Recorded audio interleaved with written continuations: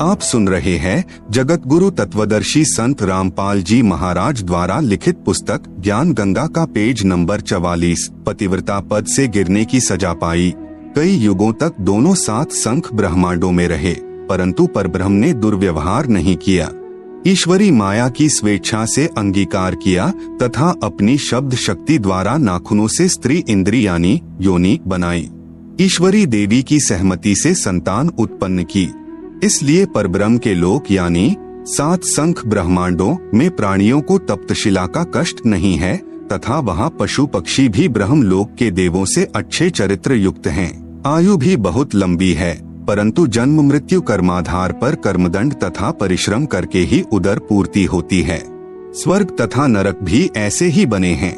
परब्रह्म यानी अक्षर पुरुष को सात संख ब्रह्मांड उसके इच्छा रूपी भक्ति ध्यान अर्थात सहज समाधि विधि से की उसकी कमाई के प्रतिफल में प्रदान किए तथा सत्यलोक से भिन्न स्थान पर गोलाकार परिधि में बंद करके सात संख ब्रह्मांडों सहित अक्षर ब्रह्म व ईश्वरी माया को निष्कासित कर दिया। पूर्ण ब्रह्म यानी सत्पुरुष असंख्य ब्रह्मांडों जो सत्यलोक आदि में हैं तथा ब्रह्म के 21 ब्रह्मांडों तथा परब्रह्म के सात संख ब्रह्मांडों का भी प्रभु यानी मालिक है, अर्थात परमेश्वर कबीरदेव कुल का मालिक है। श्री ब्रह्मा जी, श्री विष्णु जी तथा श्री शिव जी आदि के चार चार भुजाएं तथा 16 कलाएं हैं तथा प्रकृति देवी यानी दुर्गा की 8 भुजाएं हैं तथा 64 कलाएं हैं। ब्रह्म यानी क्षर पुरुष की 1000 भुजाएं हैं तथा 1000 कलाएं हैं तथा 21 ब्रह्मांडों का प्रभु है। परब्रह्म यानी अक्षर पुरुष की 10,000 भुजाएं हैं तथा 10,000 कला हैं तथा 7 संख ब्रह्मांडों का प्रभु है। पूर्ण ब्रह्म यानी परम अक्षर पुरुष अर्थात सत्पुरुष की असंख्य भुजाएं तथा असंख्य कलाएं हैं तथा ब्रह्म के 21 ब्रह्मांड व परब्रह्म के 7 संख ब्रह्मांडों सहित असंख्य ब्रह्मांडों का प्रभु है। प्रत्येक प्रभु अपनी सर्व भुजाओं को समेटकर केवल 2 भुजाएं भी रख सकते हैं तथा जब चाहे सर्व भुजाओं को भी प्रकट कर सकते हैं। पूर्ण परमात्मा परब्रह्म के प्रत्येक ब्रह्मांड में भी अलग स्थान बनाकर अन्य रूप में गुप्त रहता है। यूं समझो जैसे एक घूमने वाला कैमरा बाहर लगा देते हैं तथा अंदर टीवी यानी टेलीविजन रख देते हैं। टीवी पर बाहर का सर्व दृश्य नजर आता है तथा दूसरा टीवी बाहर रखकर अंदर का कैमरा स्थायी करके रख दिया जाए। उसमें केवल अंदर बैठे प्रबंधक का चित्र दिखाई देता है, जिससे सर्व कर्मचारी सावधान रहते हैं।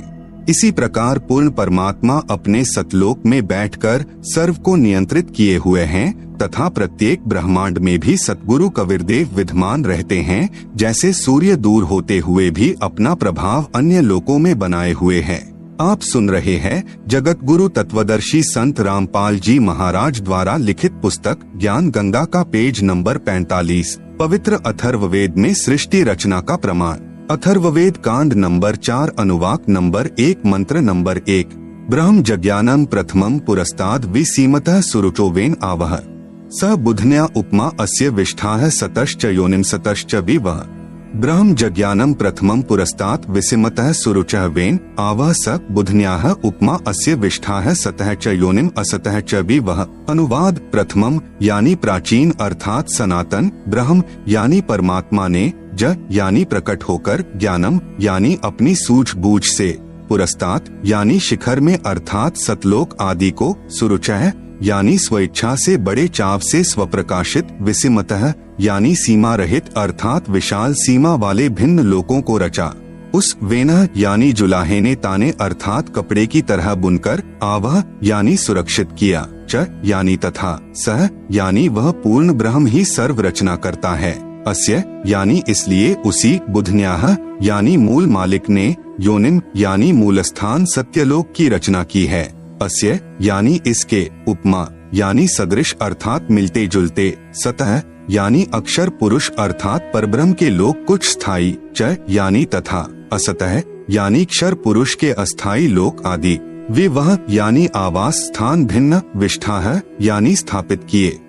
भावार्थ। पवित्र वेदों को बोलने वाला ब्रह्म यानी काल कह रहा है कि सनातन परमेश्वर ने स्वयं अनामय यानी अनामी लोक से सत्यलोक में प्रकट होकर अपनी सूझबूझ से कपड़े की तरह रचना करके ऊपर के सतलोक आदि को सीमा रहित स्वप्रकाशित अजर अमर अर्थात अविनाशी ठहराए तथा नीचे के परब्रह्म के साथ संख ब्रह्मांड तथा ब्रह्म के 21 ब्रह्मांड व इनमें छोटी से छोटी रचना भी उसी परमात्मा ने अस्थायी की है। प्रार्थना। पाठक जन चित्र में ऊपर के लोकों की सीमाएं देखेंगे तो मन में शंका उत्पन्न होगी कि वेदों में लिखा है सीमाएं नहीं है, इसलिए चित्र ठीक नहीं है। सीमा रहित लोक एक ही हो सकता है, अन्य होगा तो सीमा अवश्य होगी। इसलिए यहाँ स्पष्ट करता हूँ कि परमात्मा की लीला अद्भुत है। वह अनामी लोक के अतिरिक्त अन्य लोकों का विस्तार अधिक व कम करता रहता है, इसलिए इनका व्यास यानी परिधि सीमित नहीं है। अथर्ववेद कांड नंबर 4 अनुवाक नंबर 1 मंत्र नंबर 2। यम पितया राष्ट्रयत्वग्रे प्रथमाय जनुषे भुवनेष्ठा है तस्मा एतम सुरुचम हवार्मह्यम धर्मम श्रीणान्तु प्रथमाय धास्यवे। यम पितया राष्ट्री एतु अग्रे प्रथमाय जनुषे भुवनेष्ठा तस्मा एतम सुरुचम हवार्मह्यम धर्मम श्रीणान्तु प्रथमाय धास्यवे। अनुवाद। यम यानी इसी, पितृया यानी जगत पिता परमेश्वर ने, एतु यानी इस, अग्रे यानी सर्वोत्तम, प्रथमाय यानी सर्व से पहली माया परानंदनी, राष्ट्री यानी राजेश्वरी शक्ति अर्थात पराशक्ति जिसके गुण को आकर्षण शक्ति भी कहते हैं, को जनुषे यानी उत्पन्न करके, भुवनेष्ठा यानी लोक स्थापना की, तस्मा यानी उसी परमेश्वर ने, सुरुचम यानी बड़े चाव के साथ स्वेच्छा से, एतम यानी इस, प्रथमाय यानी प्रथम उत्पत्ति की शक्ति अर्थात पराशक्ति के द्वारा, हवार्मह्यम यानी एक दूसरे के वियोग को रोकने अर्थात आकर्षण शक्ति के, श्रीणान्तु यानी गुरुत्व आकर्षण को परमात्मा ने आदेश दिया सदा रहो उस कभी समाप्त न होने वाले, धर्मम यानी स्वभाव से, धास्यवे यानी धारण करके ताने अर्थात कपड़े की तरह बुनकर रोके हुए हैं। आप सुन रहे हैं जगत गुरु तत्वदर्शी संत रामपाल जी महाराज द्वारा लिखित पुस्तक ज्ञान गंगा का पेज नंबर 46। भावार्थ। जगत पिता परमेश्वर ने अपनी शब्द शक्ति से राष्ट्रीय अर्थात सबसे पहली माया राजेश्वरी उत्पन्न की तथा उसी पराशक्ति के द्वारा एक दूसरे को आकर्षण शक्ति से रोकने वाले कभी न समाप्त होने वाले गुण से उपरोक्त सर्व ब्रह्मांडों को स्थापित किया है। अथर्ववेद कांड नंबर 4 अनुवाक नंबर 1 मंत्र नंबर 3। प्रयोजगे विद्वानस्य बंधुर्विश्वा देवानाम जनिमा विवक्ति ब्रह्म ब्रह्मण उज्जभार मध्यान्निचरुच्चैः स्वधा अभिप्रतस्थ। प्रयोजगे विद्वानस्य बंधुः विश्वा देवानाम जनिमा विवक्ति ब्रह्म ब्रह्मण उज्जभार मध्यान्निचैः उच्चैः स्वधा अभिप्रतस्थ। अनुवाद। प्र यानी सर्वप्रथम, देवानाम यानी देवताओं व ब्रह्मांडों की, जगे यानी उत्पत्ति के ज्ञान को, विद्वानस्य यानी जिज्ञासु भक्त का, यह यानी जो, बंधुः यानी वास्तविक साथी अर्थात पूर्ण परमात्मा ही अपने निज सेवक को, जनिमा यानी अपने द्वारा सृजन किए हुए को, विवक्ति यानी स्वयं ही ठीक ठीक विस्तार पूर्वक बताता है कि, ब्रह्मणः यानी पूर्ण परमात्मा ने, मध्यात् यानी अपने मध्य से अर्थात शब्द शक्ति से, ब्रह्म है यानी ब्रह्मक्षर पुरुष अर्थात काल को, उज्जभार यानी उत्पन्न करके, विश्वा यानी सारे संसार को अर्थात सर्व लोकों को, उच्चैः यानी ऊपर सत्यलोक आदि, निचैः यानी नीचे परब्रह्म व ब्रह्म के यानी सर्व ब्रह्मांड, स्वधा यानी अपनी धारण करने वाली, अभियः यानी आकर्षण शक्ति से, प्रतस्थौ यानी दोनों को अच्छी प्रकार स्थित किया। भावार्थ। पूर्ण परमात्मा अपने द्वारा रची सृष्टि का ज्ञान तथा सर्व आत्माओं की उत्पत्ति का ज्ञान अपने निजी दास को स्वयं ही सही बताता है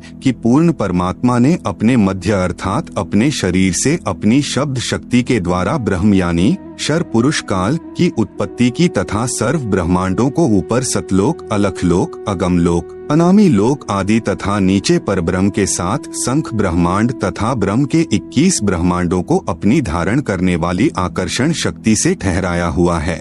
जैसे पूर्ण परमात्मा कबीर परमेश्वर यानी कबीरदेव ने अपने निजी सेवक अर्थात सखा श्री धर्मदास जी, आदरणीय गरीबदास जी आदि को अपने द्वारा रची सृष्टि का ज्ञान स्वयं ही बताया। उपरोक्त वेद मंत्र भी यही समर्थन कर रहा है। अथर्ववेद कांड नंबर 4 अनुवाक नंबर 1 मंत्र नंबर 4। स हि दिवः स पृथिव्या ऋतस्था मही क्षेमं रोदसी अकस्भायत महान मही अस्कभायत विजातः धाम सदम पार्थिवम चरजय। स हि दिवः स पृथिव्या ऋतस्था मही क्षेमं रोदसी अकस्भायत महान मही अस्कभायत विजातः धाम सदम पार्थिवम च रजय।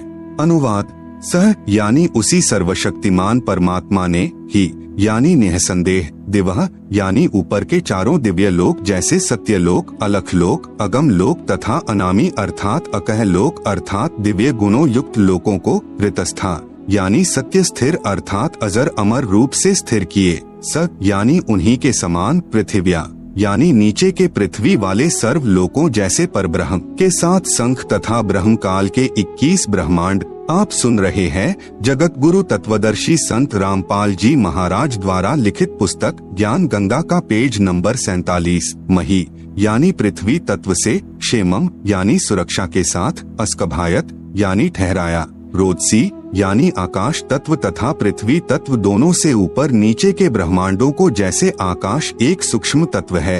आकाश का गुण शब्द है।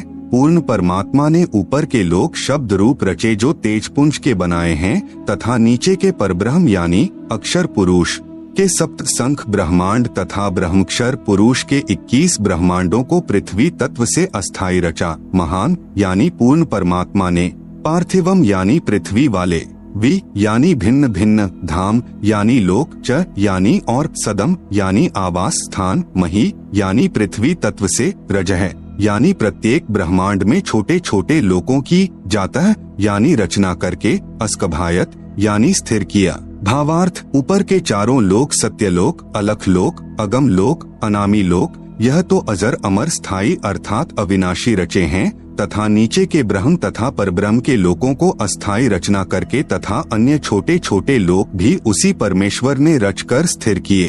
अथर्ववेद कांड नंबर 4 अनुवाक नंबर 1 मंत्र 5। स बुधन्यादाष्ट्र जनुषो अभ्यग्रम बृहस्पतिर्देवता तस्य सम्राट आहर्यत शुक्रम ज्योतिषो जनिष्ठात् द्युमन्तो वि वसन्तु विप्राह। स बुधन्यात् आष्ट्र जनुषे अभि अग्रम बृहस्पतिः देवता तस्य सम्राट आहर्यत शुक्रम ज्योतिषः जनिष्ठ अथ द्युमन्तः वि वसन्तु विप्राह।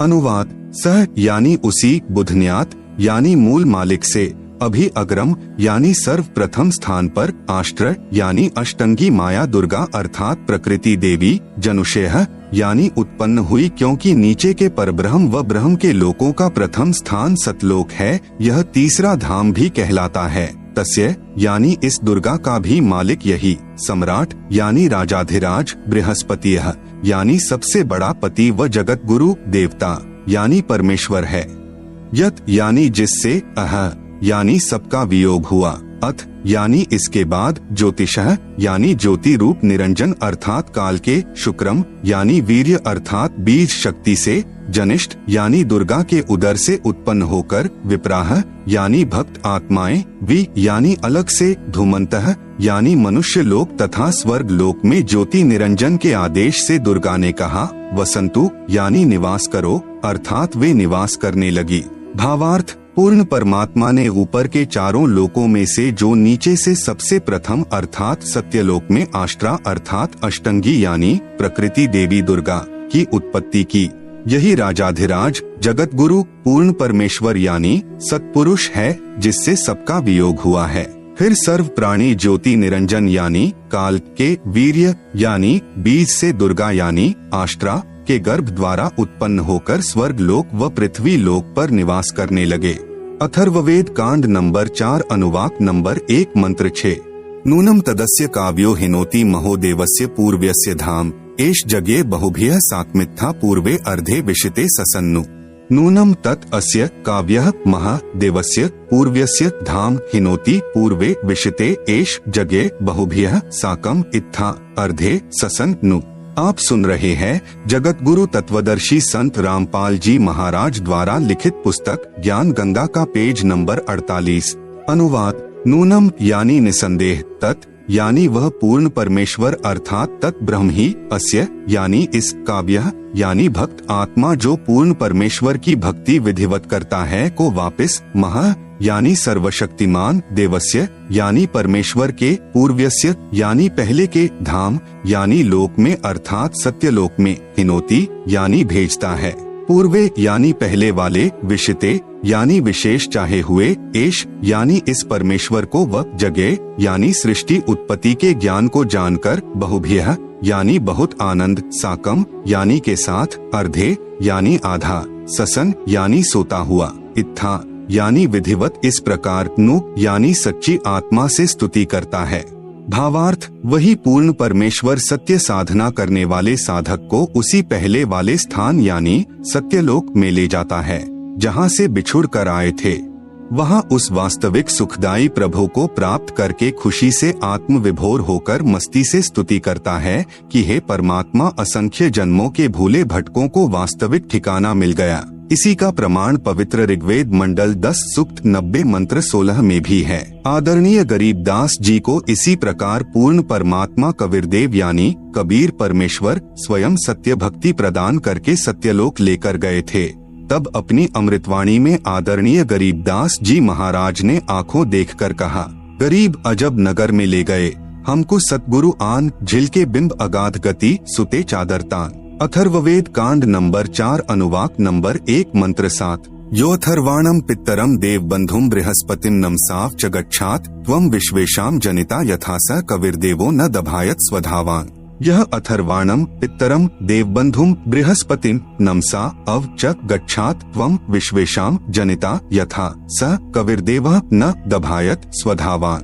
अनुवाद, यह यानी जो अथर्वाणम यानी अचल अर्थात अविनाशी, पित्तरम यानी जगत पिता, देव बंधुम यानी भक्तों का वास्तविक साथी अर्थात आत्मा का आधार, बृहस्पतिम यानी जगत गुरु, च यानी तथा, नमसा यानी विनम्र पुजारी अर्थात विधिवत साधक को, अव यानी सुरक्षा के साथ, गच्छात यानी सतलोक गए हुओं को अर्थात जिनका पूर्ण मोक्ष हो गया, वे सत्यलोक में जा चुके हैं, उनको सतलोक ले जाने वाला, विश्वेशाम यानी सर्व ब्रह्मांडों की, जनिता यानी रचना करने वाला जगदम्बा अर्थात माता वाले गुणों से भी युक्त, न दभायत यानी काल की तरह धोखा न देने वाले, स्वधावान यानी स्वभाव अर्थात गुणों वाला, यथा यानी ज्यों का त्यों अर्थात वैसा ही, सह यानी वह, त्वम यानी आप, कबीरदेवः कबीरदेवः यानी कबीरदेव है अर्थात भाषा भिन्न इसे कबीर परमेश्वर भी कहते हैं। भावार्थ, इस मंत्र में यह भी स्पष्ट कर दिया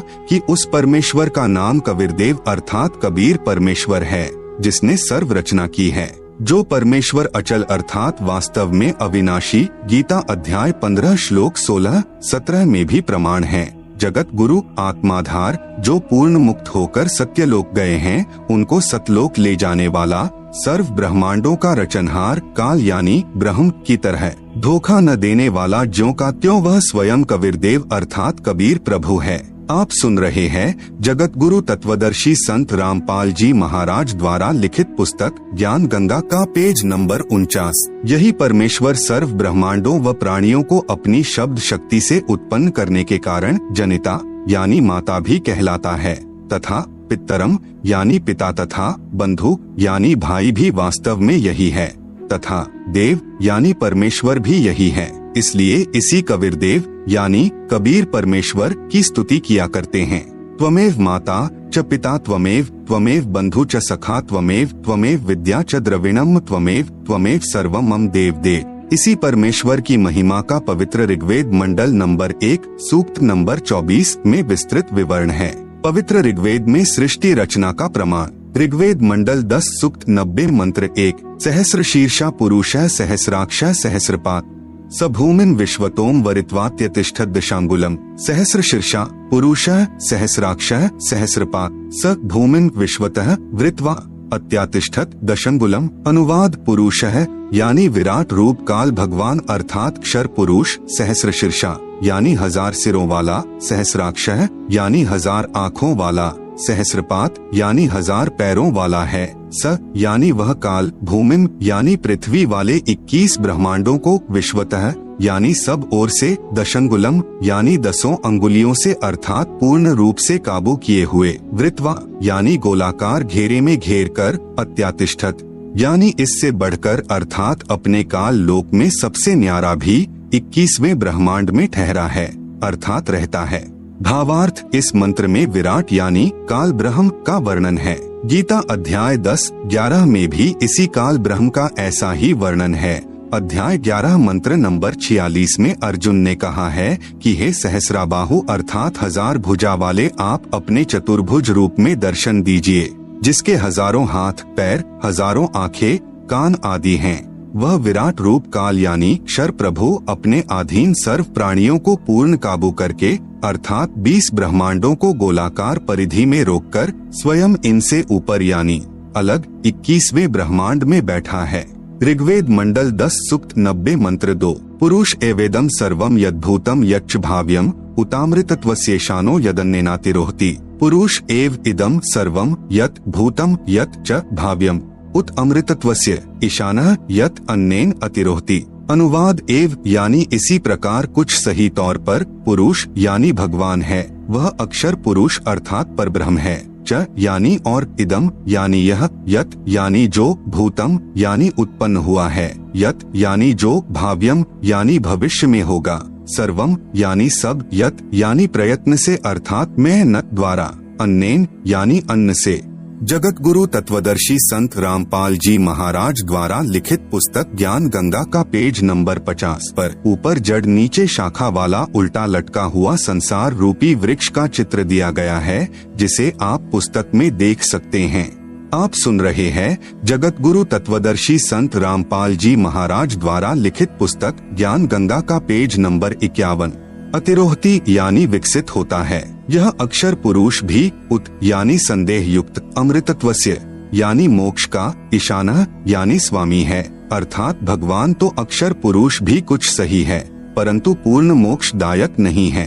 भावार्थ, इस मंत्र में परब्रह्म यानी अक्षर पुरुष का विवरण है, जो कुछ भगवान वाले लक्षणों से युक्त है, परंतु इसकी भक्ति से भी पूर्ण मोक्ष नहीं है, इसलिए इसे संदेह युक्त मुक्ति दाता कहा है। इसे कुछ प्रभु के गुणों युक्त इसलिए कहा है कि यह काल की तरह तप्तशिला पर भून कर नहीं खाता, परंतु इस परब्रह्म के लोक में भी प्राणियों को परिश्रम करके कर्माधार पर ही फल प्राप्त होता है तथा अन्न से ही सर्व प्राणियों के शरीर विकसित होते हैं। जन्म तथा मृत्यु का समय भले ही काल यानी क्षर पुरुष से अधिक है, परंतु फिर भी उत्पत्ति प्रलय तथा 84 लाख योनियों में यातना बनी रहती है। मंडल 10 सूक्त 90 मंत्र 3।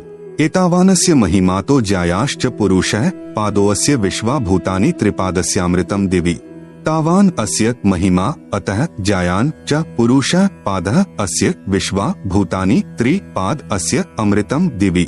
अनुवाद अस्य यानी इस अक्षर पुरुष अर्थात परब्रह्म की तो एतावान यानी इतनी ही महिमा यानी प्रभुता है, च यानी तथा, पुरुषः यानी वह परम अक्षर ब्रह्म अर्थात पूर्ण ब्रह्म परमेश्वर तो अतः यानी इससे भी, ज्यायान यानी बड़ा है, विश्वा यानी समस्त, भूतानी यानी क्षर पुरुष तथा अक्षर पुरुष तथा इनके लोकों में तथा सत्यलोक तथा इन लोकों में जितने भी प्राणी हैं, अस्य यानी इस पूर्ण परमात्मा परम अक्षर पुरुष का, पादः यानी एक पैर है अर्थात एक अंश मात्र है, अस्य यानी इस परमेश्वर के, त्रि यानी 3, दिवी यानी दिव्य लोक जैसे सत्यलोक, अलख लोक, अगम लोक, अमृतम यानी अविनाशी, पाद यानी दूसरा पैर है, अर्थात जो भी सर्व ब्रह्मांडों में उत्पन्न है वह सत्य पुरुष पूर्ण परमात्मा का ही अंश या अंग है।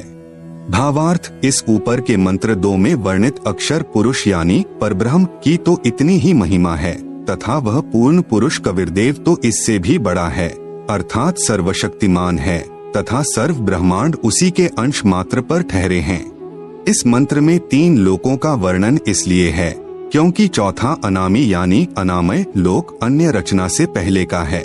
यही 3 प्रभुओं यानी क्षर पुरुष, अक्षर पुरुष तथा इन दोनों से अन्य परम अक्षर पुरुष का विवरण श्रीमद् भगवत गीता अध्याय 15 श्लोक संख्या 16-17 में है। इसी का प्रमाण आदरणीय गरीबदास साहेब जी कहते हैं कि गरीब जाके अर्ध रूम पर सकल पसारा, ऐसा पूर्ण ब्रह्म हमारा, गरीब अनंत कोटि ब्रह्मांड का, एक रति नहीं भार, सतगुरु पुरुष कबीर हैं कुल के सृजनहार। इसी का प्रमाण आदरणीय दादू साहेब जी कह रहे हैं कि जिन मोह को निज नाम दिया सोई सतगुरु हमार, दादू दूसरा कोई नहीं, कबीर सृजनहार। इसी का प्रमाण आदरणीय नानक साहेब जी देते हैं कि यक अर्ज गुफ्तम पेश तो दर कून करतार, हक्का कबीर करीम तू बेअब परवरदिगार। आप सुन रहे हैं जगत गुरु तत्वदर्शी संत रामपाल जी महाराज द्वारा लिखित पुस्तक ज्ञान गंगा का पेज नंबर 52, श्री गुरु ग्रंथ साहिब, पृष्ठ नंबर 721, महिला 1, राग तिलंग। कून करतार का अर्थ होता है सर्व का रचनहार, अर्थात शब्द शक्ति से रचना करने वाला शब्द स्वरूपी प्रभु। हक्का कबीर का अर्थ है सत कबीर, करीम का अर्थ दयालु, परवरदिगार का अर्थ परमात्मा है। मंडल 10 सूक्त 90 मंत्र 4। त्रिपादूर्ध्व उदैत पुरुषः पादोऽस्यः भवत् पुनः ततो विश्वं व्यक्रामत् साशनांशने अभि। त्रिपाद ऊर्ध्वः उदैत पुरुषः पादः अस्य यह अभवत् पुनः ततः विश्वं व्यक्रामत् सह अशनांशने अभि। अनुवाद पुरुषः यानी यह परम अक्षर ब्रह्म अर्थात अविनाशी परमात्मा, ऊर्ध्वः यानी ऊपर, त्रि यानी 3 लोक जैसे सत्यलोक, अलख लोक, अगम लोक रूप, पाद यानी पैर अर्थात ऊपर के हिस्से में, उदैत यानी प्रकट होता है अर्थात विराजमान है, अस्य यानी इसी परमेश्वर पूर्ण ब्रह्म का, पादः यानी एक पैर अर्थात एक हिस्सा जगत रूप, पुनर् यानी फिर, इह यानी यहाँ, अभवत यानी प्रकट होता है, ततः यानी इसलिए, सह यानी वह अविनाशी पूर्ण परमात्मा, अशनांशने यानी खाने वाले काल अर्थात क्षर पुरुष व न खाने वाले, परब्रह्म अर्थात अक्षर पुरुष के भी, अभि यानी ऊपर, विश्वम यानी सर्वत्र, व्यक्रामत यानी व्याप्त है अर्थात उसकी प्रभुता सर्व ब्रह्मांडों व सर्व प्रभुओं पर है। वह कुल का मालिक है जिसने अपनी शक्ति को सर्व के ऊपर फैलाया है। भावार्थ यही सर्व सृष्टि रचनहार प्रभु अपनी रचना के ऊपर के हिस्से में तीनों स्थानों यानी सतलोक, अलख लोक, अगमलोक में 3 रूप में स्वयं प्रकट होता है अर्थात स्वयं ही विराजमान है।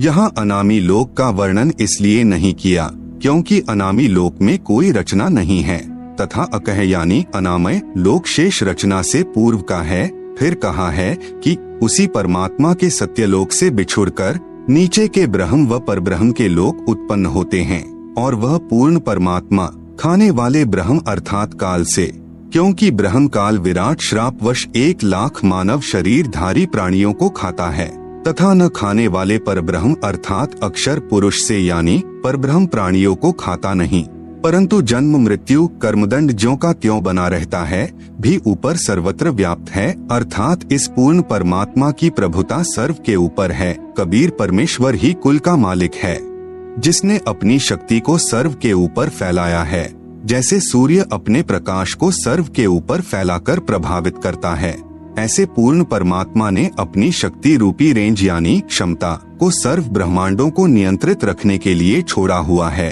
जैसे मोबाइल फोन का टावर एक देशीय होते हुए अपनी शक्ति अर्थात मोबाइल फोन की रेंज यानी क्षमता चहुं ओर फैलाए रहता है, इसी प्रकार पूर्ण प्रभु ने अपनी निराकार शक्ति सर्व व्यापक की है, जिससे पूर्ण परमात्मा सर्व ब्रह्मांडों को एक स्थान पर बैठकर नियंत्रित रखता है। आप सुन रहे हैं जगत गुरु तत्वदर्शी संत रामपाल जी महाराज द्वारा लिखित पुस्तक ज्ञान गंगा का पेज नंबर 53। इसी का प्रमाण आदरणीय गरीबदास जी महाराज दे रहे हैं। अमृतवाणी राग कल्याण। 3 चरण चिंतामणि साहेब शेष बदन पर छाए, माता पिता कुल न बंधु न किन्हे जननी जाए। मंडल 10 सूक्त 90 मंत्र 5। तस्माद् विराजायत विराजो अधि पुरुषः सजातो अत्यरिच्यत पश्चात भूमिमथो पुरः।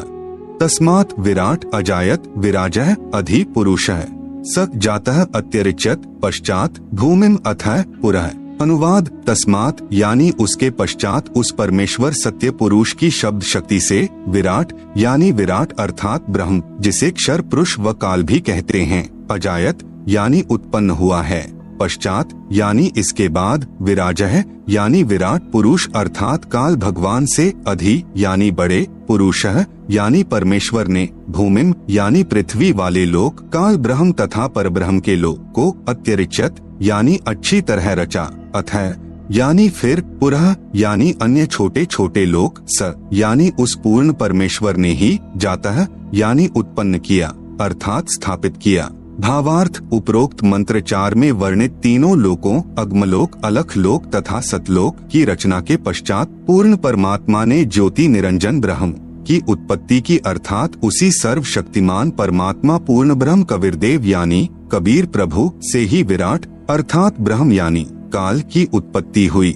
यही प्रमाण गीता अध्याय 3 मंत्र 15 में है कि अक्षर पुरुष अर्थात अविनाशी प्रभु से ब्रह्म उत्पन्न हुआ। यही प्रमाण अथर्व वेद कांड 4 अनुवाक 1 सूक्त 3 में है कि पूर्ण ब्रह्म से ब्रह्म की उत्पत्ति हुई। उसी पूर्ण ब्रह्म ने भूमिम यानी भूमि आदि छोटे बड़े सर्व लोकों की रचना की। वह पूर्ण ब्रह्म इस विराट भगवान अर्थात ब्रह्म से भी बड़ा है अर्थात इसका भी मालिक है। मंडल 10 सूक्त 90 मंत्र 15 सप्तास्यासन परिध्यस्त्रः सप्त समिधः कृता देवा यद्यज्ञम तन्वाना अबधनन पुरुषम पशुम सप्त अस्य आसन परिधयः त्रिसप्त समिधः कृता देवा यत् यज्ञम तन्वानाः अबधनन पुरुषम पशुम। अनुवाद सप्त यानी 7 संख ब्रह्मांड तो परब्रह्म के तथा त्रिसप्त यानी 21 ब्रह्मांड काल ब्रह्म के समिधः यानी कर्मदंड दुख रूपी आग से दुखी कृता यानी करने वाले परिधयः यानी गोलाकार घेरा रूप सीमा में आसन यानी विद्यमान हैं यत यानी जो पुरुषम यानी पूर्ण परमात्मा की यज्ञम यानी विधिवत धार्मिक कर्म अर्थात पूजा करता है पशुम यानी बलि के पशु रूपी काल के जाल में कर्म बंधन में बंधे देवा यानी भक्तात्माओं को तनवाना है यानी काल के द्वारा रचे अर्थात फैलाए पाप कर्म बंधन जाल से अबधनन यानी बंधन रहित करता है अर्थात बंदी छुड़ाने वाला बंदी छोड़ है। आप सुन रहे हैं जगत गुरु तत्वदर्शी संत रामपाल जी महाराज द्वारा लिखित पुस्तक ज्ञान गंगा का पेज नंबर 54। भावार्थ 7 संख ब्रह्मांड पर ब्रह्म के तथा 21 ब्रह्मांड ब्रह्म के हैं, जिनमें गोलाकार सीमा में बंद पाप कर्मों की आग में जल रहे प्राणियों को वास्तविक पूजा विधि बताकर सही उपासना करवाता है, जिस कारण से बलि दिए जाने वाले पशु की तरह जन्म मृत्यु के काल यानी ब्रह्म के खाने के लिए तप्तशिला के कष्ट से पीड़ित भक्तात्माओं को काल के कर्म बंधन के फैलाए जाल को तोड़कर बंधन रहित करता है अर्थात बंधन छुड़वाने वाला बंदी छोड़ है। इसी का प्रमाण पवित्र यजुर्वेद अध्याय 5 मंत्र 32 में है कि कविरंघारिसी कबीर यानी कबीर परमेश्वर, अंग यानी पाप का, अरि यानी शत्रु, असी यानी है अर्थात पाप विनाशक कबीर है, बंभारिसी बंभारी यानी बंधन का शत्रु अर्थात बंदी छोड़ कबीर परमेश्वर, असी यानी है। मंडल 10 सूक्त 90 मंत्र 16 यज्ञेन यज्ञमयजंत देवास्तानि धर्माणि प्रथमान्यासन तेह नाकम महिमानः सचंत यत्र पूर्वे साध्याः सन्ति देवाः यज्ञेन अयज्ञम अयजंत देवाः तानि धर्माणि प्रथमानि आसन ते ह नाकम महिमान सचंत यत्र पूर्वे साध्याः सन्ति देवाः। अनुवाद जो देवाः यानी निर्विकार देव स्वरूप भक्तात्माएं, अयज्ञम यानी अधूरी गलत धार्मिक पूजा के स्थान पर, यज्ञेन यानी सत्य भक्ति धार्मिक कर्म के आधार पर, अयजंत यानी पूजा करते हैं, तानी यानी वे, धर्माणी यानी धार्मिक शक्ति संपन्न, प्रथमानी यानी मुख्य अर्थात उत्तम, आसन यानी हैं, तेह यानी वे ही वास्तव में, महिमानः यानी महान भक्ति शक्ति युक्त होकर, साध्याः यानी सफल भक्त जन, नाकम यानी पूर्ण सुखदायक परमेश्वर को, सचंत यानी भक्ति निमित्त कारण अर्थात सतभक्ति की कमाई से प्राप्त होते हैं, वे वहाँ चले जाते हैं, यत्र यानी जहाँ पर, पूर्वे यानी पहले वाली सृष्टि के, देवाः यानी पाप रहित देव स्वरूप भक्त आत्माएं, संति यानी रहती हैं। भावार्थ जो निर्विकार यानी जिन्होंने मांस, शराब, तंबाकू सेवन करना त्याग दिया है तथा अन्य बुराइयों से रहित है, वे देव स्वरूप भक्त आत्माएं शास्त्र विधि रहित पूजा को त्याग कर शास्त्रानुकूल साधना करते हैं, वे भक्ति की कमाई से धनी होकर काल के ऋण से मुक्त होकर अपनी सत्य भक्ति की कमाई के कारण उस सर्व सुखदायी परमात्मा को प्राप्त करते हैं अर्थात सत्यलोक में चले जाते हैं, जहाँ पर सर्वप्रथम रची सृष्टि के देव स्वरूप अर्थात पाप रहित हंस आत्माएं रहती हैं। जैसे कुछ आत्माएं तो काल यानी ब्रह्म के जाल में फंस कर यहाँ आ गई, कुछ पर ब्रह्म के साथ 7 संख ब्रह्मांडों में आ गई, फिर भी असंख्य आत्माएं जिनका विश्वास पूर्ण परमात्मा में अटल रहा, जो पतिव्रता पद से नहीं गिरी, वे वहीं रह गई। इसलिए यहाँ वही वर्णन पवित्र वेदों ने भी सत्य बताया है। यही प्रमाण गीता अध्याय 8 के श्लोक संख्या 8 से 10 में वर्णन है कि जो साधक पूर्ण परमात्मा की सत्साधना शास्त्र विधि अनुसार करता है, वह भक्ति की कमाई के बल से उस पूर्ण परमात्मा को प्राप्त होता है, अर्थात उसके पास चला जाता है। इससे सिद्ध हुआ कि 3 प्रभु हैं, ब्रह्म, परब्रह्म, पूर्ण ब्रह्म। इन्हीं को नंबर 1 ब्रह्म ईश क्षर पुरुष, नंबर 2 परब्रह्म अक्षर पुरुष अक्षर ब्रह्म ईश्वर तथा नंबर 3 पूर्ण ब्रह्म परम अक्षर ब्रह्म परमेश्वर सत्पुरुष आदि पर्यायवाची शब्दों से जाना जाता है। आप सुन रहे हैं जगत गुरु तत्वदर्शी संत रामपाल जी महाराज द्वारा लिखित पुस्तक ज्ञान गंगा का पेज नंबर 55।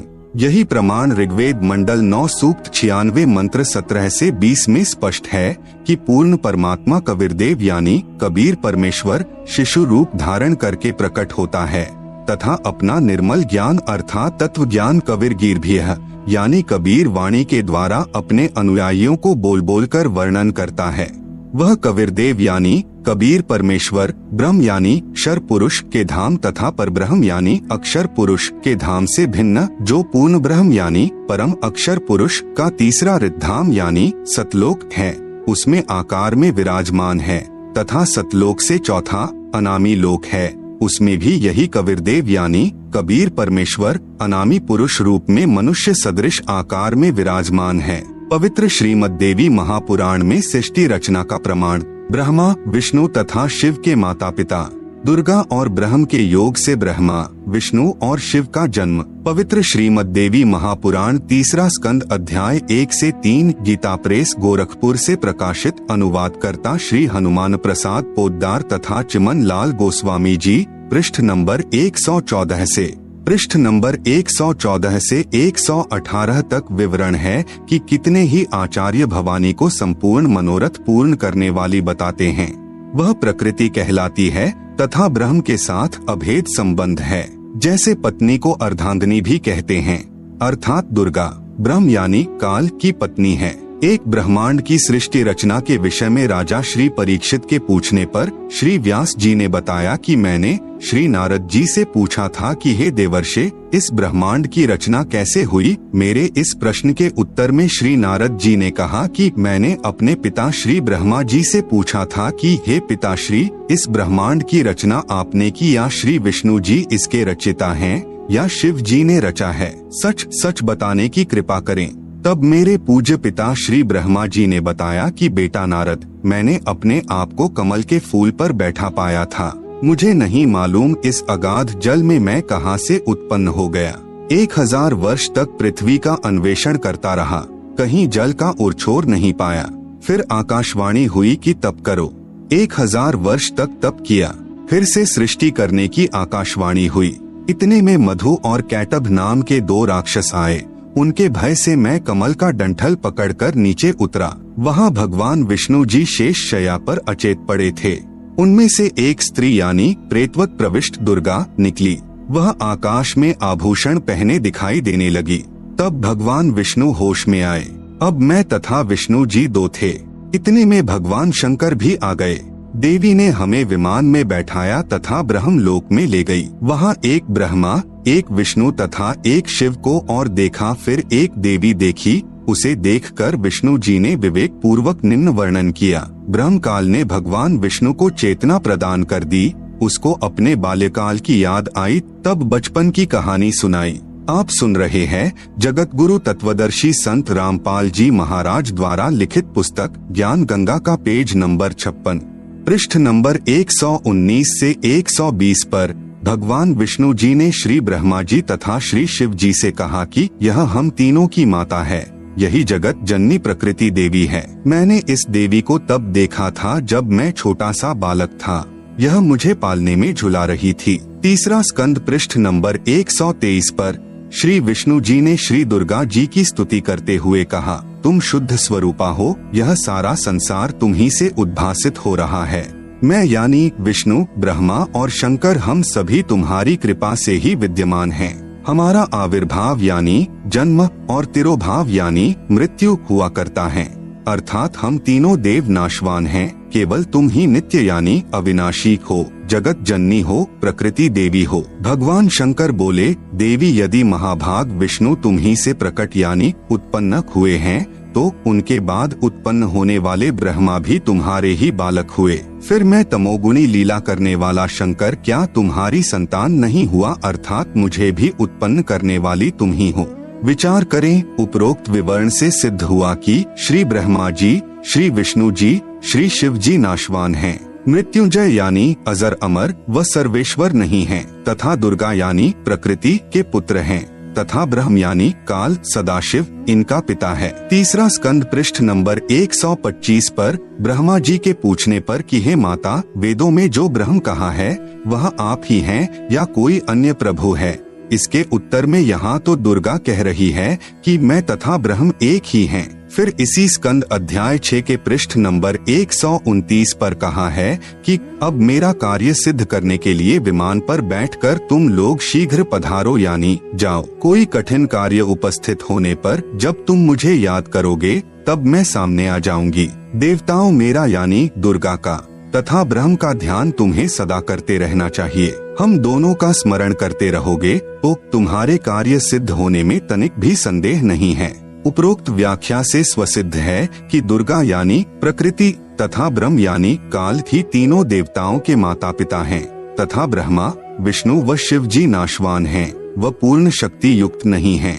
तीनों देवताओं श्री ब्रह्मा जी, श्री विष्णु जी, श्री शिव जी की शादी दुर्गा यानी प्रकृति देवी ने की। पृष्ठ नंबर 128, 129 पर तीसरे स्कंद में गीता अध्याय नंबर 7 का श्लोक नंबर 12, ये च एव सात्विकाः भावाः राजसाः तामसाः च ये मतः एव इति तान विद्धि न तु अहम तेषु ते मयि। अनुवाद, च यानी और एव यानी भी, ये यानी जो सात्विकाः यानी सत्वगुण विष्णु जी से स्थिति भावाः यानी भाव हैं, और ये यानी जो राजसाः यानी रजोगुण ब्रह्मा जी से उत्पत्ति च यानी तथा तामसाः यानी तमोगुण शिव से सहार हैं। तान यानी उन सबको तू मतः एव यानी मेरे द्वारा सुनियोजित नियमानुसार ही होने वाले हैं। इति यानी ऐसा, विद्धि यानी जान, तु यानी परंतु वास्तव में, तेषु यानी उनमें, अहम यानी मैं और ते यानी वे, मई यानी मुझ में, न यानी नहीं है। आप सुन रहे हैं जगत गुरु तत्वदर्शी संत रामपाल जी महाराज द्वारा लिखित पुस्तक ज्ञान गंगा का पेज नंबर 57। पवित्र शिव महापुराण में सृष्टि रचना का प्रमाण। काल ब्रह्म व दुर्गा से विष्णु, ब्रह्मा व शिव की उत्पत्ति। इसी का प्रमाण पवित्र श्री शिव पुराण गीता प्रेस गोरखपुर से प्रकाशित अनुवादकर्ता श्री हनुमान प्रसाद पोद्दार इसके अध्याय 6 रुद्र संहिता पृष्ठ नंबर 100 पर कहा है कि जो मूर्ति रहित परब्रह्म है उसी की मूर्ति भगवान सदाशिव है। इनके शरीर से एक शक्ति निकली, वह शक्ति अंबिका, प्रकृति यानी दुर्गा, त्रिदेव जननी यानी श्री ब्रह्मा जी, श्री विष्णु जी तथा श्री शिव जी को उत्पन्न करने वाली माता कहलाई, जिसकी 8 भुजाएं हैं। वे जो सदाशिव हैं उन्हें शिव, शंभु और महेश्वर भी कहते हैं। पृष्ठ नंबर 101 पर वे अपने सारे अंगों में भस्म रमाए रहते हैं। उन काल रूपी ब्रह्म ने एक शिवलोक नामक क्षेत्र का निर्माण किया। फिर दोनों ने पति पत्नी का व्यवहार किया, जिससे एक पुत्र उत्पन्न हुआ। उसका नाम विष्णु रखा। शिव पुराण पृष्ठ नंबर 102। फिर रुद्र संहिता अध्याय नंबर 7 पृष्ठ नंबर 103 पर ब्रह्मा जी ने कहा कि मेरी उत्पत्ति भी भगवान सदाशिव यानी ब्रह्म, काल तथा प्रकृति यानी दुर्गा के संयोग से अर्थात पति पत्नी के व्यवहार से ही हुई। फिर मुझे बेहोश कर दिया। फिर रुद्र संहिता अध्याय नंबर 9 पृष्ठ नंबर 110 पर कहा है कि इस प्रकार ब्रह्मा, विष्णु तथा रुद्र इन तीनों देवताओं में गुण हैं, परंतु शिव यानी काल ब्रह्म गुणातीत माने गए हैं। यहाँ पर 4 सिद्ध हुए अर्थात सदाशिव यानी काल ब्रह्म व प्रकृति यानी दुर्गा से ही ब्रह्मा, विष्णु तथा शिव उत्पन्न हुए हैं। तीनों भगवानों श्री ब्रह्मा जी, श्री विष्णु जी तथा श्री शिव जी की माता जी श्री दुर्गा जी तथा पिता जी श्री ज्योति निरंजन यानी ब्रह्म है। यही तीनों प्रभु रजगुण ब्रह्मा जी, सतगुण विष्णु जी, तमगुण शिव जी हैं। पवित्र श्रीमद् भगवत गीता जी में सृष्टि रचना का प्रमाण। इसी का प्रमाण पवित्र गीता जी अध्याय 14 श्लोक 3 से 5 तक है। ब्रह्म यानी काल कह रहा है कि प्रकृति यानी दुर्गा तो मेरी पत्नी है, मैं ब्रह्म यानी काल इसका पति हूँ। हम दोनों के संयोग से सर्व प्राणियों सहित तीनों गुणों यानी रजगुण ब्रह्मा जी, सतगुण विष्णु जी, तमगुण शिव जी की उत्पत्ति हुई है। मैं यानी ब्रह्म सर्व प्राणियों का पिता हूँ तथा प्रकृति यानी दुर्गा इनकी माता है। मैं इसके उदर में बीज स्थापना करता हूँ जिससे सर्व प्राणियों की उत्पत्ति होती है। प्रकृति यानी दुर्गा से उत्पन्न तीनों गुण यानी रजगुण ब्रह्मा, सतगुण विष्णु तथा तमगुण शिव जीव को कर्म आधार से शरीर में बांधते हैं। यही प्रमाण अध्याय 15 श्लोक 1 से 4 तथा 16, 17 में भी है। गीता अध्याय नंबर 15 का श्लोक नंबर 1, ऊर्ध्वमूलम अधः शाखम अश्वत्थम प्राहुः अव्ययम छंदांसी यस्य पर्णानि यह तम वेद सह वेदवित। अनुवाद ऊर्ध्वमूलम यानी ऊपर को पूर्ण परमात्मा आदि पुरुष परमेश्वर रूपी जड़ वाला, अधः शाखम यानी नीचे को तीनों गुण अर्थात रजगुण ब्रह्मा, सतगुण विष्णु व तमगुण शिव रूपी शाखा वाला,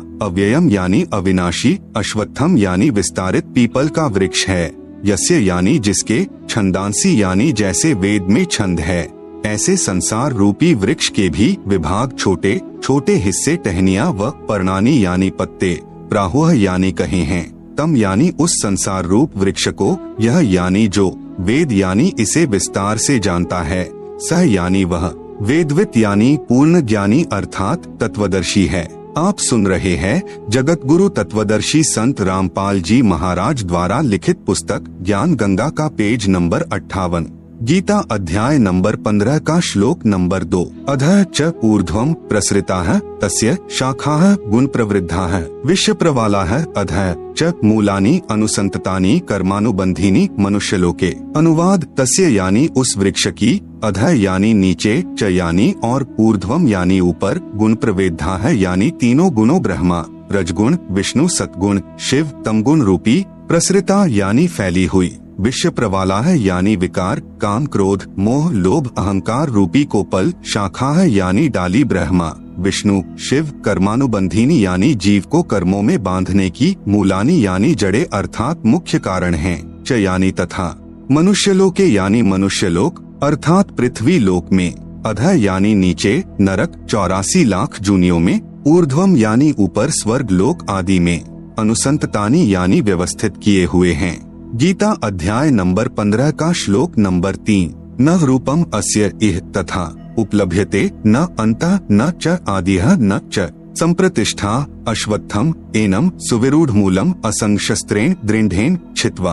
अनुवाद अस्य यानी इस रचना का, न यानी नहीं, आदिह यानी शुरुआत, च यानी तथा, न यानी नहीं, अंतः यानी अंत है, न यानी नहीं, तथा यानी वैसा, रूपम यानी स्वरूप, उपलभ्यते यानी पाया जाता है, च यानी तथा, ये यानी यहाँ विचार काल में अर्थात मेरे द्वारा दिया जा रहा गीता ज्ञान में पूर्ण जानकारी मुझे भी न यानी नहीं है, संप्रतिष्ठा यानी क्योंकि सर्व ब्रह्मांडों की रचना की अच्छी तरह स्थिति का मुझे भी ज्ञान नहीं है, एनम यानी इस, सुविरूढ़ मूलम यानी अच्छी तरह स्थायी स्थिति वाला, अश्वत्थम यानी मजबूत स्वरूप वाले संसार रूपी वृक्ष के ज्ञान को, असंगशस्त्रेण यानी पूर्ण ज्ञान रूपी, दृढ़ेन यानी दृढ़ सूक्ष्म वेद अर्थात तत्व ज्ञान के द्वारा जानकर, छित्वा यानी काटकर अर्थात निरंजन की भक्ति को क्षणिक अर्थात क्षण भंगुर जानकर ब्रह्मा विष्णु शिव ब्रह्म तथा परब्रह्म से भी आगे पूर्ण ब्रह्म की तलाश करनी चाहिए।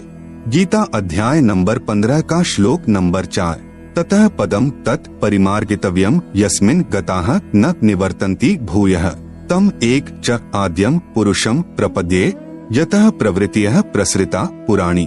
अनुवाद जब तत्वदर्शी संत मिल जाए, ततः यानी इसके पश्चात, तत् यानी उस परमात्मा के, पदम यानी पद स्थान अर्थात सतलोक को, परिमार्गितव्यम यानी भली भांति खोजना चाहिए, यस्मिन यानी जिसमें, गताः यानी गए हुए साधक, भूयः यानी फिर, न निवर्तन्ति यानी लौटकर संसार में नहीं आते, च यानी और, यतः यानी जिस परमात्मा परम अक्षर ब्रह्म से, पुराणी यानी आदि, प्रवृत्तिः यानी रचना सृष्टि, प्रसृता यानी उत्पन्न हुई है, तम यानी अज्ञात, आधम यानी आदि यम अर्थात मैं काल निरंजन, पुरुषम यानी पूर्ण परमात्मा की, एव यानी ही, प्रपद्ये यानी मैं शरण में हूँ तथा उसी की पूजा करता हूँ। आप सुन रहे हैं जगत गुरु तत्वदर्शी संत रामपाल जी महाराज द्वारा लिखित पुस्तक ज्ञान गंगा का पेज नंबर 59, गीता अध्याय नंबर 15 का श्लोक नंबर 16। द्वौ इमौ पुरुषौ लोके क्षरः च अक्षरः एव च क्षरः सर्वाणि भूतानि कूटस्थः अक्षरः उच्यते। अनुवाद: लोके यानी इस संसार में, द्वौ यानी दो प्रकार के, क्षरः यानी नाशवान, च यानी और, अक्षरः यानी अविनाशी, पुरुषौ यानी भगवान हैं, एव यानी इसी प्रकार, इमौ यानी इन दोनों प्रभुओं के लोकों में, सर्वाणी यानी संपूर्ण, भूतानि यानी प्राणियों के शरीर तो, क्षरः यानी नाशवान, च यानी और, कूटस्थः यानी जीवात्मा, अक्षरः यानी अविनाशी, उच्यते यानी कहा जाता है। गीता अध्याय नंबर 15 का श्लोक नंबर 17। उत्तमः पुरुषः तु अन्यः परमात्मा इति उदाहृतः। यह लोकत्रयम् आविश्य बिभर्ति अव्ययः ईश्वरः। अनुवाद: उत्तमः यानी उत्तम, पुरुषः यानी प्रभु, तु यानी तो, अन्य यानी उपरोक्त दोनों प्रभु, क्षर पुरुष तथा अक्षर पुरुष से भी अन्य ही है।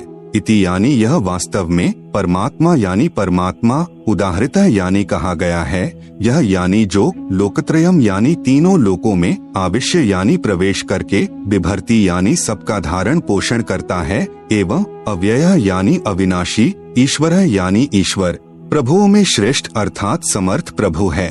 भावार्थ: गीता ज्ञान दाता प्रभु ने केवल इतना ही बताया है कि यह संसार उल्टे लटके वृक्ष तुल्य जानो। ऊपर जड़े यानी मूल तो पूर्ण परमात्मा है, नीचे टहनियां आदि अन्य हिस्से जानो।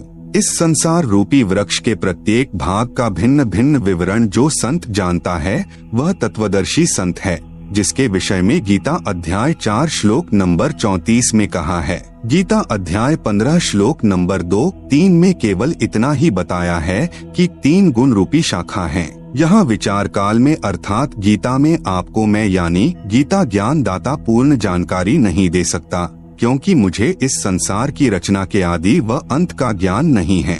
उसके लिए गीता अध्याय 4 श्लोक नंबर 34 में कहा है कि किसी तत्वदर्शी संत से उस पूर्ण परमात्मा का ज्ञान जानो। इस गीता अध्याय 15 श्लोक 1 में उस तत्वदर्शी संत की पहचान बताई है कि वह संसार रूपी वृक्ष के प्रत्येक भाग का ज्ञान कराएगा। उसी से पूछो।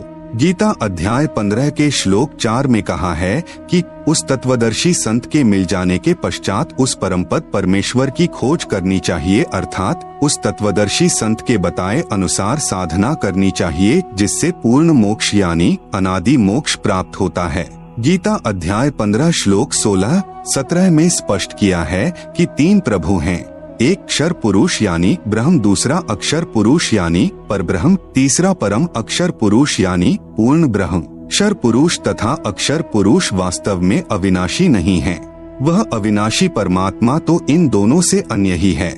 वही तीनों लोकों में प्रवेश करके सर्व का धारण पोषण करता है। उपरोक्त श्रीमद् भगवत गीता अध्याय 15 श्लोक 1 से 4 तथा 16-17 में यह प्रमाणित हुआ कि उल्टे लटके हुए संसार रूपी वृक्ष की मूल अर्थात जड़ तो परम अक्षर ब्रह्म अर्थात पूर्ण ब्रह्म है, जिससे पूर्ण वृक्ष का पालन होता है, तथा वृक्ष का जो हिस्सा पृथ्वी के तुरंत बाहर जमीन के साथ दिखाई देता है वह तना होता है, उसे अक्षर पुरुष अर्थात परब्रह्म जानो।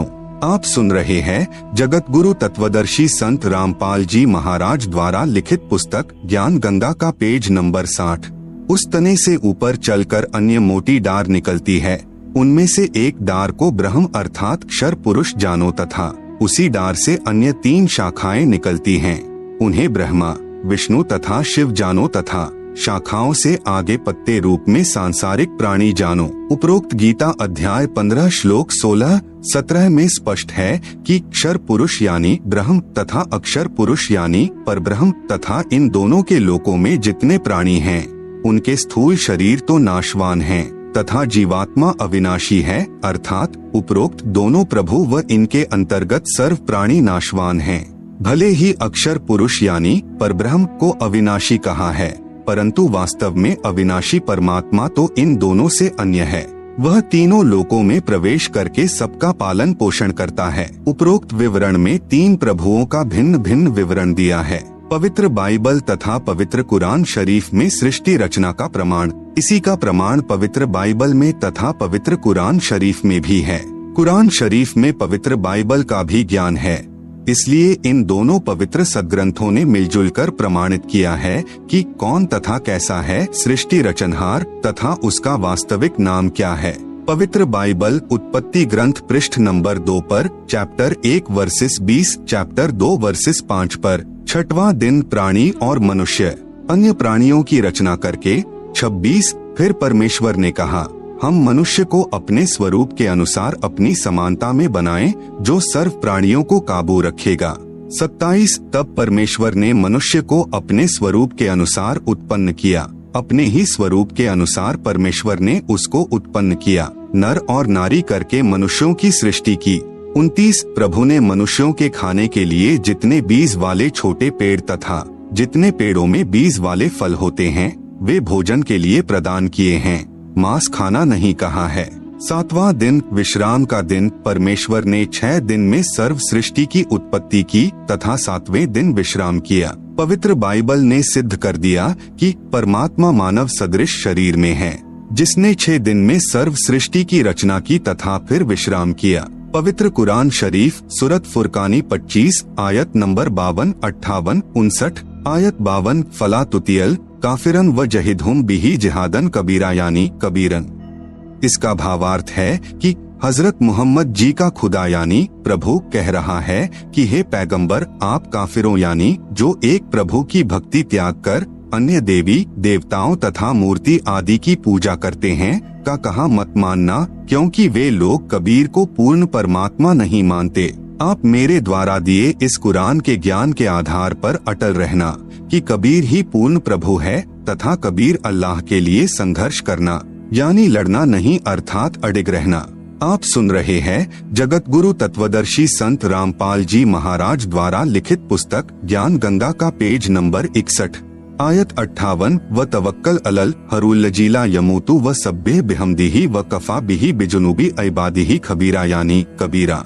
भावार्थ है कि हजरत मोहम्मद जी जिसे अपना प्रभु मानते हैं वह अल्लाह यानी प्रभु किसी और पूर्ण प्रभु की तरफ संकेत कर रहा है कि यह पैगंबर उस कबीर परमात्मा पर विश्वास रख जो तुझे जिंदा महात्मा के रूप में आकर मिला था। वह कभी मरने वाला नहीं है, अर्थात वास्तव में अविनाशी है। तारीफ के साथ उसकी पाकी यानी पवित्र महिमा का गुणगान किए जा। वह कबीर अल्लाह यानी कबीरदेव पूजा के योग्य है तथा अपने उपासकों के सर्व पापों को विनाश करने वाला है। आयत 59 अलजी खलक समावाती वलर्ज वमा बैनहुमा फी सित्तती अयामिन सुम्मस्तवा अल्लर्शी अर्रहमानु फसल बिही खबीरन यानी कबीरन। भावार्थ है कि हजरत मोहम्मद को कुरान शरीफ बोलने वाला प्रभु यानी अल्लाह कह रहा है कि वह कबीर प्रभु वही है जिसने जमीन तथा आसमान के बीच में जो भी विद्यमान है सर्व सृष्टि की रचना 6 दिन में की तथा 7वें दिन ऊपर अपने सत्यलोक में सिंहासन पर विराजमान हो गया यानी बैठ गया। उसके विषय में जानकारी किसी बाखबर यानी तत्वदर्शी संत से पूछो। उस पूर्ण परमात्मा की प्राप्ति कैसे होगी तथा वास्तविक ज्ञान तो किसी तत्वदर्शी संत यानी बाखबर से पूछो, मैं नहीं जानता। उपरोक्त दोनों पवित्र धर्मों यानी ईसाई तथा मुसलमान के पवित्र शास्त्रों ने भी मिलजुल कर प्रमाणित कर दिया कि सर्व सृष्टि रचनहार, सर्व पाप विनाशक, सर्व शक्तिमान अविनाशी परमात्मा मानव सदृश शरीर में आकार में है तथा सत्यलोक में रहता है। उसका नाम कबीर है, उसी को अल्लाहु अकबिरू भी कहते हैं। आदरणीय धर्मदास जी ने पूज्य कबीर प्रभु से पूछा कि हे सर्वशक्तिमान, आज तक यह तत्व ज्ञान किसी ने नहीं बताया, वेदों के मर्मज्ञ ज्ञानियों ने भी नहीं बताया। इससे सिद्ध है कि चारों पवित्र वेद तथा चारों पवित्र कतेब यानी कुरान शरीफ आदि झूठे हैं। पूर्ण परमात्मा ने कहा, कबीर वेद कतेब झूठे नहीं भाई, झूठे हैं जो समझे नहीं। भावार्थ है कि चारों पवित्र वेद ऋग्वेद, अथर्ववेद, यजुर्वेद, सामवेद तथा पवित्र चारों कतेब कुरान शरीफ, जबूर, तौरात, इंजिल गलत नहीं हैं, परंतु जो इनको नहीं समझ पाए वे नादान हैं। पूज्य कबीर परमेश्वर यानी कबीर देव जी की अमृतवाणी में सृष्टि रचना विशेष निम्न अमृतवाणी सन 1403 से, जब पूज्य कबीरदेव कबीर परमेश्वर लीलामय शरीर में 5 वर्ष के हुए, सन 1518 जब कबीरदेव यानी कबीर परमेश्वर मगहर स्थान से सशरीर सतलोक गए के बीच में लगभग 600 वर्ष पूर्व परम पूज्य कबीर परमेश्वर यानी कबीरदेव जी द्वारा अपने निजी सेवक यानी दास भक्त आदरणीय धर्म